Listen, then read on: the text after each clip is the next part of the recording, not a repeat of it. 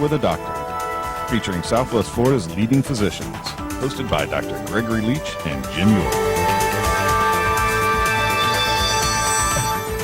Good evening. Welcome to Dialogue with the Doctor. We're here this evening with Dr. Raymond Phillips. He is a practicing gastroenterologist here in Naples, Florida.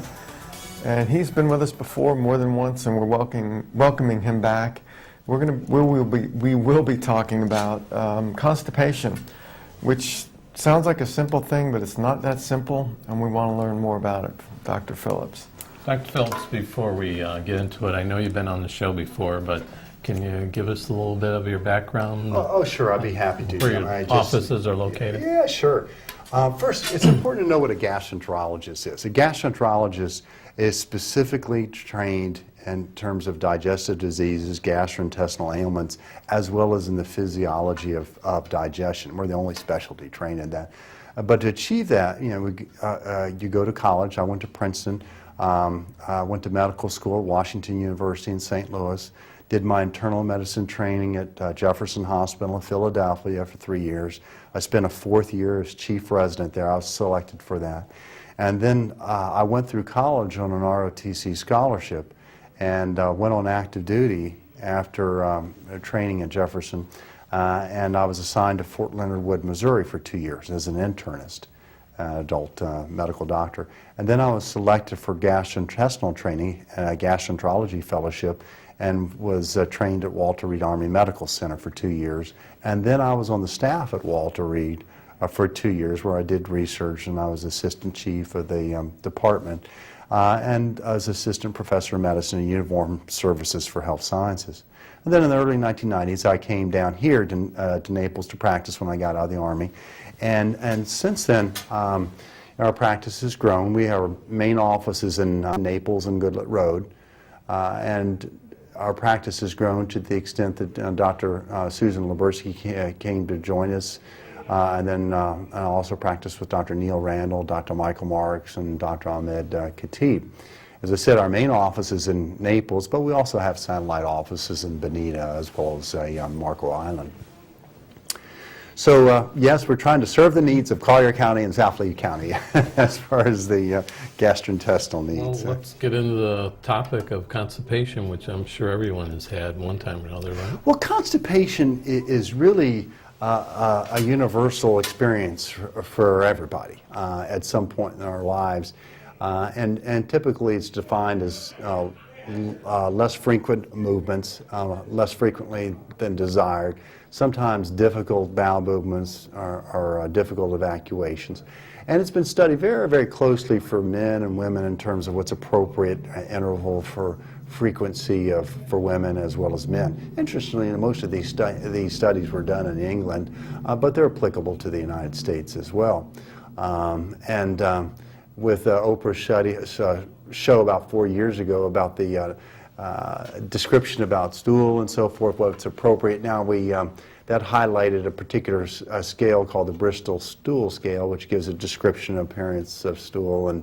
But suffice to say, with constipation, it's a universal symptom, and the perception of need to evacuate or inability to evacuate or less than complete evacuation. But I got to tell you, there's a long history on the issues of constipation in the United States. The United States and constipation are closely related. It dates back to the mid-1800s as the first reports of public perception or discussion of constipation, when this Presbyterian minister named Sylvester Graham first sort of promoted the notion that constipation was as a consequence of a diminished fiber content in the American diet. And so he would go from city to city promoting a high fiber diet, talking about the virtues of fiber. Every city he came to, though, all the butchers sort of would come up and riot and so forth, so he's banned from certain cities like Boston and so forth. An interesting side note about constipation being was he felt like constipation was the basis for sexual promiscuity. So and so he advocated a high fiber diet as a means to address that in American psyche and nature. He was a very influential speaker, and he had, as a result of his speakings, he attracted a number of disciples, if you will, among them a person by the name of John Kellogg and another individual by the name of Post. And they attended his lectures and they embraced his notion, and each of them set out in their own fashion to develop an appropriate meal for the American family for breakfast. And Post developed, his initial product was called Manna from Heaven. Never sold. But then his marketing director renamed it Post Toasties, and it was just a humdinger of success. And then Kellogg, he had a product derived from flakes of corn and so forth. Tasted terrible. Sales were terrible. His brother suggested they added some sugar to it. Sales just escalated, and it went off the roof there, and they had quite a success for years and years.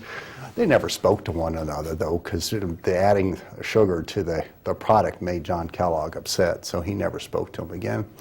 At any rate, they both settled and became bitter enemies in Battle Creek, Michigan. Unfortunately, Mr. Post, he died early, and his daughter, Emily, went on to become an icon in American society in the early 1900s. So there's been a close connection with the issue of American history and constipation. But it reached great intensity in the late 1800s because it was realized that was the development of the hypodermic needle. And initial studies where stool was extracted from mice, and that stool extract was injected back into the belly of a mouse, the mice would keel over and die within a couple hours. So it was felt that there was toxins within the stool that needed to be evacuated on a regular basis in order to maintain health. Now that was disproven in the early 1900s with the advent of microbiology and so forth. We're dying of overwhelming sepsis from injecting stool into their bloodstream. But nonetheless, the lingering notion of toxins in your stool, needing to be evacuated on a regular basis became embedded in American psyche. And so in the early 1900s, it was routine for American mothers to provide laxatives on a regular basis to their children so they would have regular evacuations. Or enemas, as the case may be, so their children could grow up and be healthy and not be subjected to certain toxins as a result of constipation. And that concept nearly died out until the late 1900s, within the advent of colonic cleansing arose once more, and interestingly was promoted by Princess Diana. But that's another story. Many of my patients who come in do not know what the word constipation means. Maybe you could define that, because patients will come in and say, well, I'm constipated, and then I'll say, well, when was your last bowel movement? Well, it was 2 hours ago. Yet they're complaining about a sensation. So could you define for us or for our viewers so they know what that is? And that's really an important question, Greg, because there can be an objective criteria in terms of frequency of movements. That is to say, if you have, and as I said, I alluded to a moment ago, is that for men and women, there have been systematic studies to show what's normal for women. Typically, a movement a day is normal for women, 5 to 7 movements per week. For men, it's 2 to 3 per day, or as few as 3 per week. But that's a numerical definition. You can also have meet the criteria of constipation with the sensation of incomplete evacuation, or the urge to evacuate but not successful evacuation. And so an individual may be evacuating on a regular basis but still have the perception that somehow they're uncomfortable or they need to evacuate. So it can be a little bit imprecise, and it's important when discussing this to really clarify exactly what the symptom that's being understood, and not just assume that it refers to infrequent movements. For example, an individual may have regular evacuations each day, but if the movement is particularly difficult to evacuate or hard, they may be very uncomfortable with that, and as a result, that needs to be addressed. Now, you might say, well, how would you address that? Well, and why does it occur? And there are a number of different factors that can lead to difficulties, diminished fluid intake, for example, or diminished fiber intake, as we were referring to a moment ago. I should say Sylvester Graham, he developed the graham cracker, which was a great success as well, and his effort and his contribution toward contributing to a higher fiber diet for the American population. But a higher fiber diet and increased fluid intake will help many people, but in some individuals, that will not make a difference, because there are some individuals where they can have alteration in the normal peristalsis, the normal motility, the normal contractions within the GI tract, such that they don't necessarily have regular or predictable evacuations. And as a result, the longer material resides within the colon, more fluid is extracted from that material, and the stools become harder, more compact, and more difficult to evacuate. So in the last 50 years, the issue of therapy for constipation has been very neglected. Laxatives from years and years ago are still used on a routine basis, milk of magnesia, for example, or different types of stimulant laxatives like Cascara or Senna. Senna now has made a comeback. Formerly it was popular in the form of Senokot, but now it's been included in a number of herbal teas now, and it comes under the name Senna, S-E-N-N-A, and it's promoted as an herbal tea, but it is a stimulant laxative. In an effort to be more systematic and sort of addressing this need in the American public, a number of new laxatives now in the last 10 years now have been researched and shown to be effective and available for use. And they are very, very useful.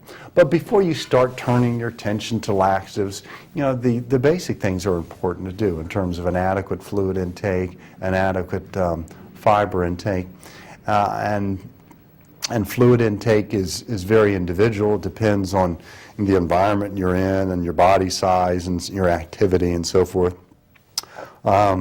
And for example, in Florida, most people are dehydrated, so it's important to get a greater quantity of fluids than it would be if you're living in a cooler climate. And fiber content is a little bit vague, but generally what is recommended by the FDA now is 5 to 7 servings of fruit and vegetables a day. As a way of trying to achieve that.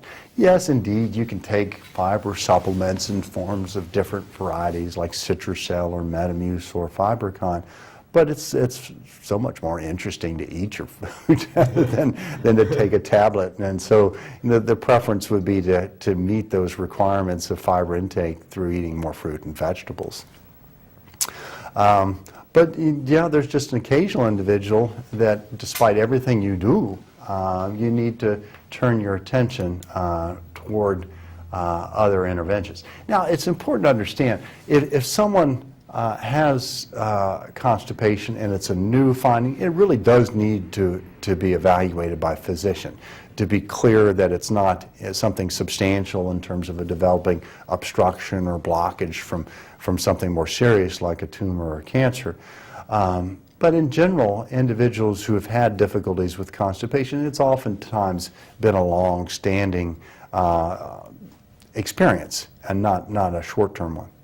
Finally, I shouldn't neglect that many different medications now will affect and promote constipation. And it's a consequence of some of our success with these different medications that we use for different conditions. It can affect the gastrointestinal system and diminish how readily and how rapidly the muscles that line the gastrointestinal system work in terms of regulation. So, for example, there's medications that help reduce the urgency in terms of urinary urgencies that many people will have who have an enlarged prostate, for example.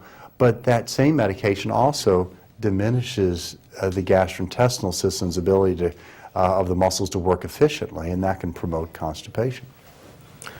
Well, we're going to take a short break Okay. and come back and talk more about some of the medications for constipation, or at least even other treatments for constipation. Oh, absolutely. It's an exciting topic. We'll be right back in An just, exploding field, if you will. Okay. we'll be back in just a moment.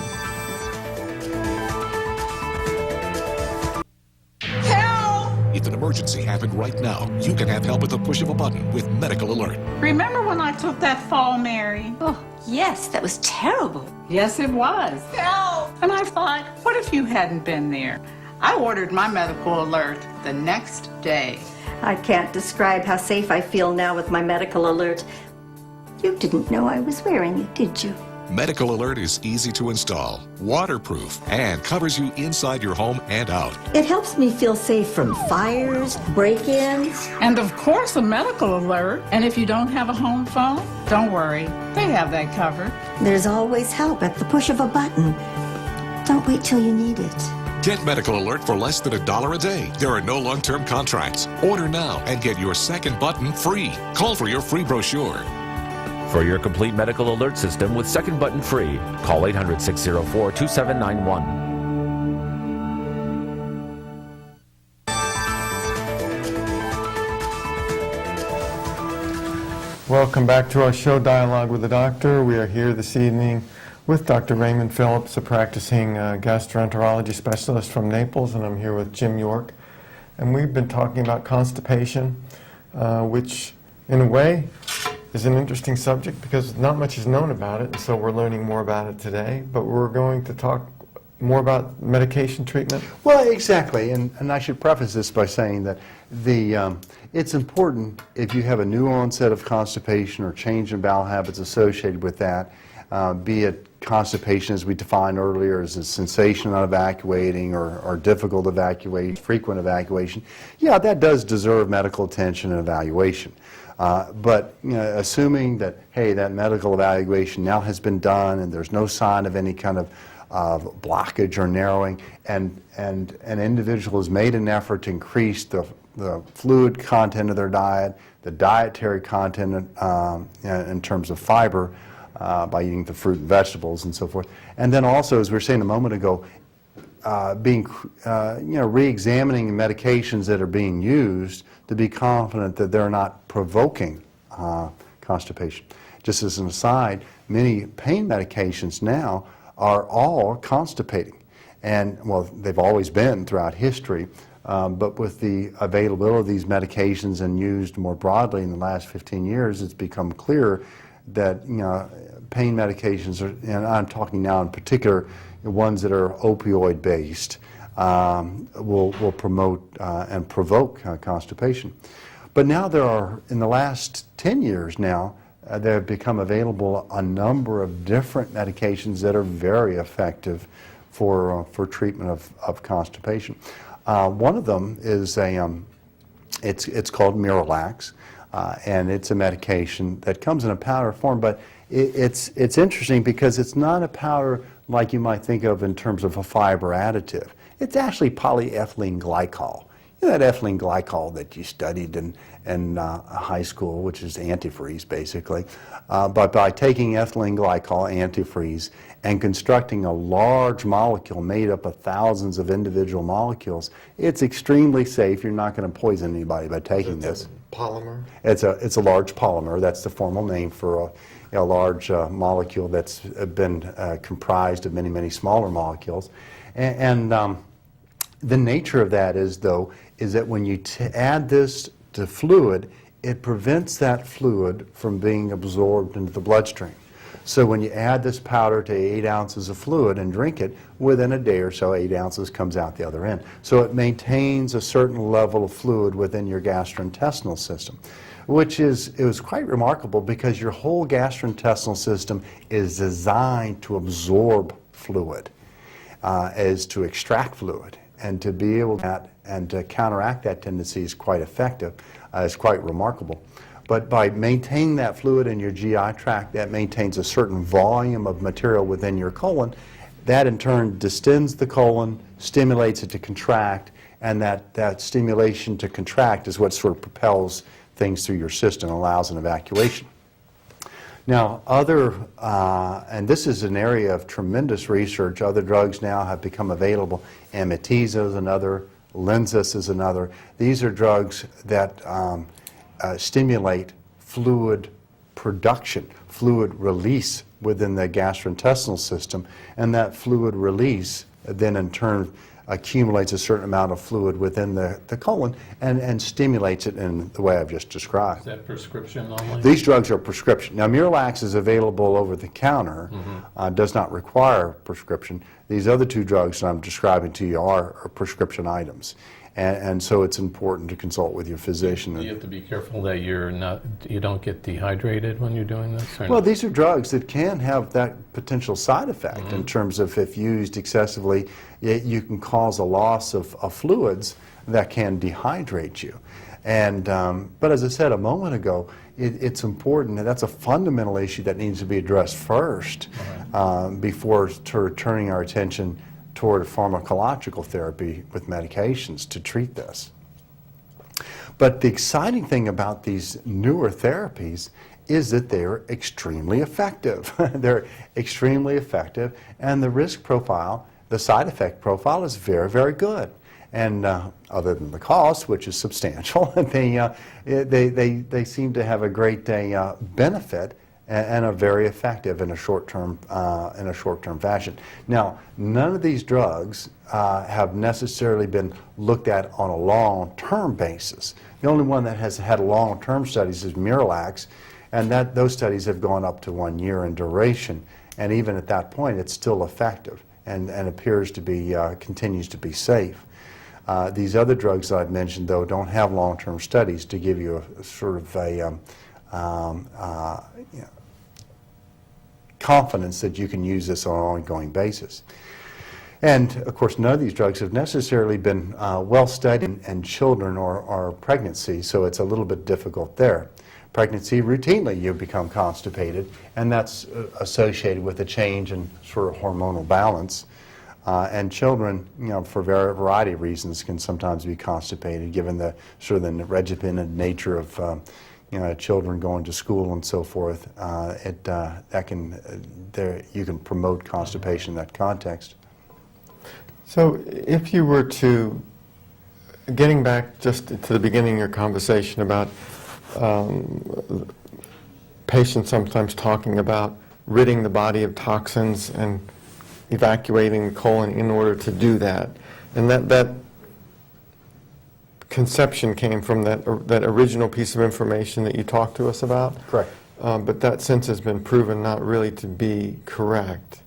Yet this practice is stronger today than it was to me even 15 or 20 years ago, Yeah, or this concept. Yeah, and it continues to be show up again and again in different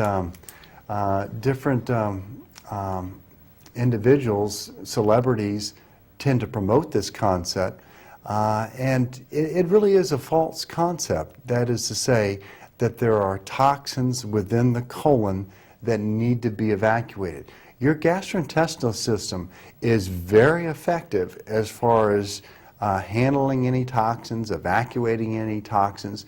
Granted, if you're not evacuating on a regular basis and you're constipated, you can get retention of gas and stool that can make you uncomfortable, but there is no release of any toxins into your bloodstream that will affect your overall health.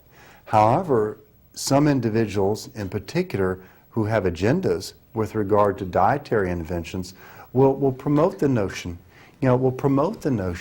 that somehow certain foods will linger and reside within the gastrointestinal system and colon and lead to For years. where does that come these from? very vivid images of putrefaction, of rotting flesh inside of your colon, of protein in particular, leading to toxin release is just not accurate at all, and just a false science altogether, but has been used to promote these practices of colon cleansings, of cleanses of various sorts, either through enema or oral preparations.